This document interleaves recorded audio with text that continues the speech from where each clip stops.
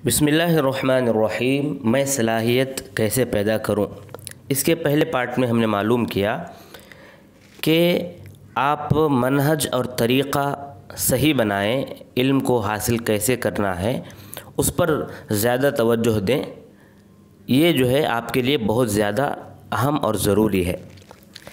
अब देखिए, अपने जो असलाफ़ हैं उनकी ज़िंदगियाँ पढ़कर देखें या सुनकर देखें, वो उलूम के हुसूल के तरीक़ों पर ख़ास कर बहुत ज़्यादा तवज्जो दिया करते थे। कुतुब तराजिम हैं, कुतुब सियर हैं, उनमें जो उलमा वसीयतें किए हैं, नसीहतें किए हैं, उन्हें पढ़कर देखें। मालूम हो जाएगा कि वो बाकायदा वसाइल बताते हैं, बल्कि आप यहाँ तक देख सकते हैं कि उन्होंने ऐसे दवाओं और ग़िज़ाओं पर भी बात की है जो इंसान के फ़हम व हिफ्ज़ में मुफीद और मुइन साबित होती हैं या इंसान के हाफिज़े को कमज़ोर करती हैं। ऐसी चीज़ों के ऊपर भी बाकायदा बात किए हैं,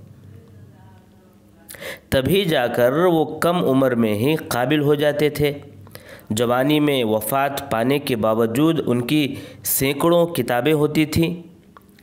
बहुत ही कलील मुद्दत में उन्हें मुफ्ती बना देते थे लोग या काजी बना देते थे, हालांकि वो 20 साल के हैं। अल-जर्ह व तादील इब्न अबी हातिम रहमहुल्लाह की किताब है, 7वीं जिल्द, सफ़ा नंबर 202 में देखो। उसमें मज़कूर है कि इमाम शाफ़ई से उनके उस्ताद मुस्लिम बिन खालिद कहते हैं कि ए अबू अब्दुल्ला, तुम अब से फ़तवा देना शुरू कर दो, क्योंकि वक्त आ गया है कि तुम फ़तवा दो। हालांकि इमाम शाफ़ई रहमहुल्लाह उस वक्त 15 साल के थे, या एक रिवायत के मुताबिक 18 साल के थे।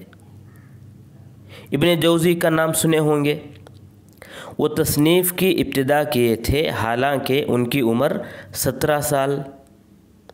इमाम इब्न तैमिया को फ़तवा और तदरीस की इजाज़त कब मिली?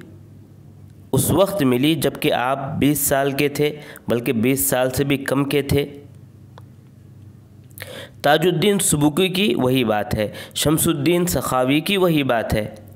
काजी जलालुद्दीन मोहम्मद बिन काजी बदरुद्दीन मोहम्मद बिन मुज़हिर, ये काजी हैं, जब ये वफ़ात पाए तो इनकी उम्र जो है 20 साल।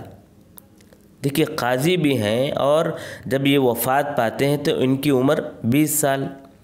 इतनी कम मुद्दत में ये काजी बना दिए गए। इब्न मुलक्किन 20 साल के होते होते कई किताबों के मुसन्निफ़ थे। इमाम सुयूती की पहली किताब शरहुल इस्तिआज़ा वल बस्मला 17 साल की उम्र में है। पहली किताब इमाम सुयूती रहमहुल्लाह की पहली किताब 17 साल की उम्र में। सोचो, इन सब ने कब इन तमाम चीज़ों को हासिल कर लिया?